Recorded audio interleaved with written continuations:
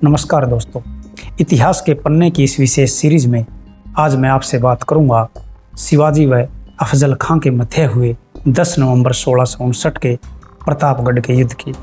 हम सभी जानते हैं कि सनातन धर्म की रक्षा के लिए शिवाजी ने बहुत से प्रयास किए और मुगलिया हुकूमत के बहुत से प्रयासों को उन्होंने असफल कर दिया।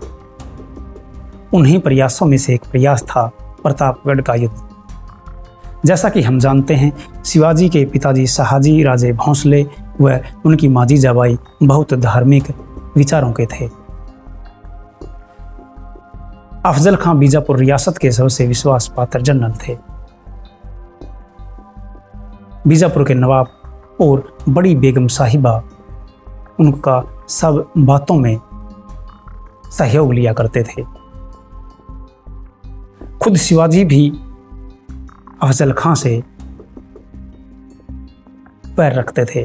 उसका कारण ये था कि सन 1648 में अफजल खां ने शिवाजी के पिता को भी देशद्रोह के आरोप में बीजापुर तलब किया था। शिवाजी व उनकी मां जीजाबाई का यह भी मानना था कि शिवाजी के भाई संभाजी की हत्या में भी सन 1654 में अफजल खां का हाथ था। जदुनाथ सरकार ने अपनी किताब शिवाजी एंड हिज टाइम्स में इस बारे में विस्तार से बताया है।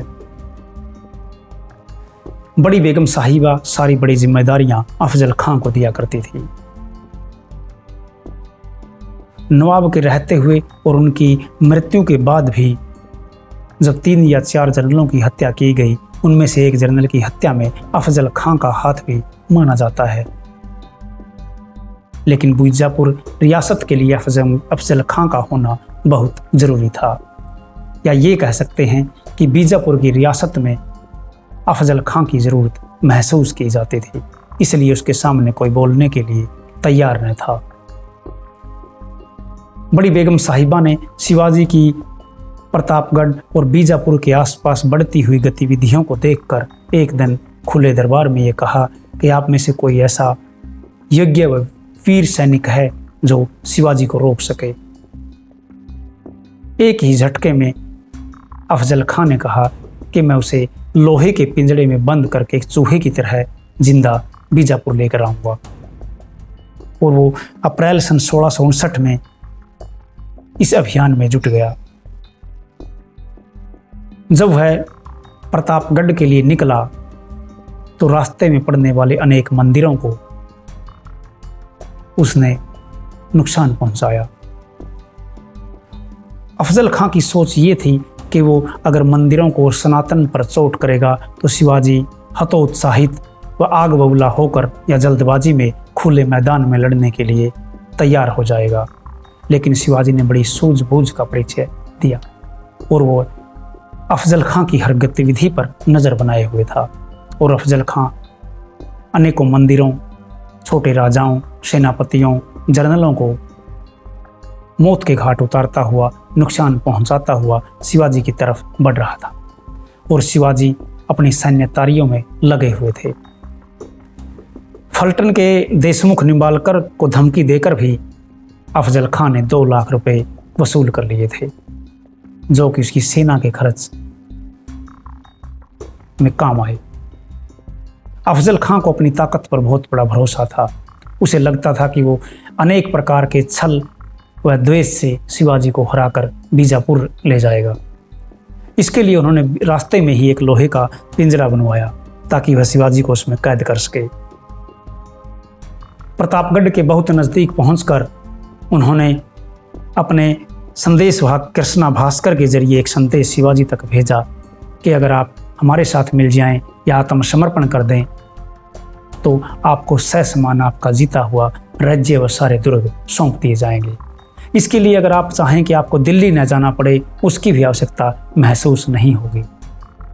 और जब कृष्णा भास्कर इस संदेशे के साथ शिवाजी के पास पहुंचे, उन्होंने यह संदेशा सुनाया तो शिवाजी ने बड़ा आदर सत्कार बताया जाता है कृष्णा भास्कर का किया। और वो रात को उनके शिविर में कृष्णा भास्कर से बात करने के लिए पहुंचे और उनसे यह उगलवाने में कामयाब रहे कि अफजल खां की आखिर चाल क्या है। और अगली ही सुबह उन्होंने कृष्णा भास्कर को अपना पत्र न देकर अपने खासम खास गोपीनाथ पंता जी को भेजा। गोपीनाथ जी ने जाकर अफजल खां को शिवाजी की सोच और उनके विचारों के बारे में बताया। शिवाजी ने उस पत्र में लिखा था कि अच्छा हो कि आप जवाली खुद आएं और यहाँ के जंगलों का मनोरम दृश्य देखें, इससे हमें खुशी होगी। और शिवाजी ने अपने पत्र की अंतिम लाइन में लिखा कि ये निमंत्रण सिर्फ आपके लिए नहीं बल्कि आपकी पूरी फौज के लिए है। यह सुनकर अफजल खां बहुत खुश हुआ और दोनों ने वार्ता के लिए हामी भर दी। और वार्ता की शर्तों में यह तय हुआ कि दोनों ही पक्षों से शिवाजी व अफजल खां अपने सीमित सिपाहियों के साथ वार्ता स्थल पर पहुंचेंगे और कोई भी पक्ष आक्रमण नहीं करेगा। प्रतापगढ़ के किले के नीचे एक सामियाना लगवाया गया, भव्य कालीन बिछाए गए और वार्ता का माहौल तैयार किया गया। अफजल खां 1000 सिपाहियों के साथ अपने शिविर से वार्ता के लिए निकले तो पंता जी गोपीनाथ ने उन्हें कहा कि ये वार्ता की शर्तों का उल्लंघन है। 1000 सैनिकों को साथ देखकर हो सकता है ये वार्ता विफल हो जाए, लिहाजा आप वार्ता की शर्तों पर डटे रहिए। इतना सुनकर अफजल खां अपने 10 विशेष सैनिकों के साथ वार्ता स्थल के लिए रवाना हुए। और जब वो वार्ता स्थल पर पहुंचे तो वहां के भव्य और रमणीक दृश्य को देखकर आश्चर्यचकित रह गए। जैसा कि बताया जाता है, अफजल खां का असली नाम अब्दुल्ला भट्टारी था, जो कि बीजापुर का एक बहुत योग्य सैनिक माना जाता था, योग्य जनरल माना जाता था। वार्ता स्थल पर अफजल खां कुछ समय पूर्व ही पहुंच गए। बताया जाता है हर रोज की तरह उस दिन भी शिवाजी ने भवानी की पूजा की और वो सफ़ेद कपड़े डालकर अपने किले से निकले और उन्होंने उस दिन सभी सुरक्षा कवच को धारण किया। बाएं हाथ में उन्होंने वाघ नख छिपा रखा था जो दूर से दिखाई नहीं देता था और अपने सिर में और अपनी छाती पर रक्षा कवच पहने हुए था। वो अपने खासम खास 2 या 3 सैनिकों के साथ वार्ता स्थल पर पहुंचे। उस दिन उनके साथ जीवा महल्ला व संभाजी कावजी थे और दोनों ही बहुत योग्य सैनिक थे। जैसे ही वार्ता स्थल पर शिवाजी पहुंचे तो अफजल खां ने बहुत ऊंची आवाज में बोलकर उनका स्वागत किया।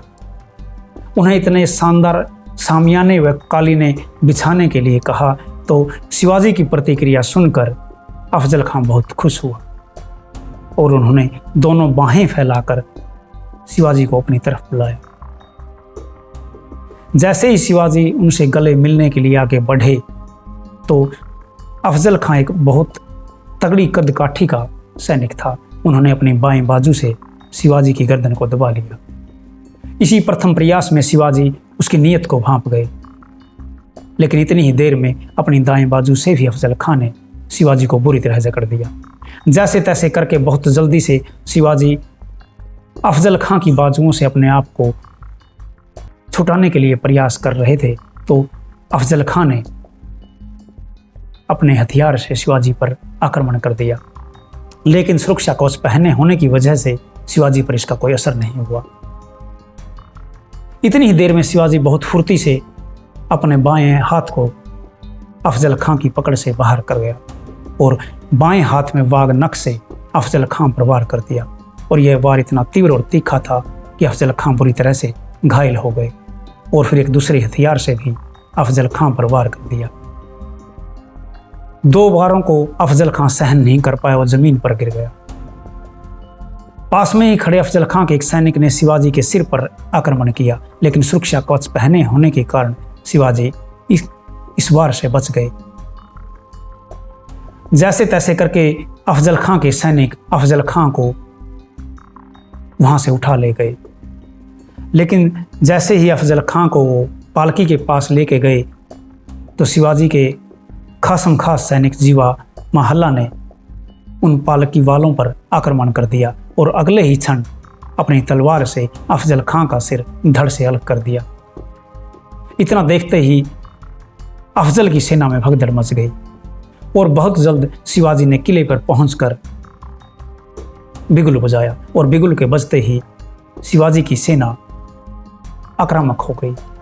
उन्होंने अफजल खां की सेना के ऊपर एक तीव्र आक्रमण किया, जिससे अफजल की सेना युद्ध के लिए तैयार नहीं थी और वो तितर बितर हो गई। अफजल खां के ढेर की खबर सुनकर बीजापुर की बड़ी बेगम साहिबा ने अपने आप को कमरे में बंद कर लिया और अब शिवाजी का डंका दूर दूर तक बजने लगा। आसपास के राजे रजवाड़े और मुगलिया हुकूमत शिवाजी के नाम से कांपते थे। दोनों की कूटनीतिक चालों में अफजल खां परास्त हुए और शिवाजी को बड़ी विजय हासिल हुई और इसी बड़ी विजय के बाद उन्होंने 28 दिसंबर 1659 को कोल्हापुर को भी फतह कर लिया और यहाँ पर उन्होंने रुस्तम जमा को बुरी तरह हराया। इस प्रकार शिवाजी के पराक्रम और शौर्य के किस्से अब मशहूर हो चले थे और बीजापुर रियासत और मुगल हुकूमत अब ये समझ चुके थे कि शिवाजी को हरा पाना बहुत मुश्किल है। तो बीजापुर की लड़ाई में 10 नवंबर 1659 का जो पराक्रम और शौर्य शिवाजी ने दिखाया उसे हमेशा याद किया जाएगा और सनातन की रक्षा में उनके द्वारा किए गए उनके प्रयासों के लिए देश उन्हें हमेशा याद रखेगा। आज की इस वीडियो में इतना ही। कल फिर एक नई वीडियो में आपसे मुलाकात होगी। तब तक के लिए धन्यवाद। जय हिंद।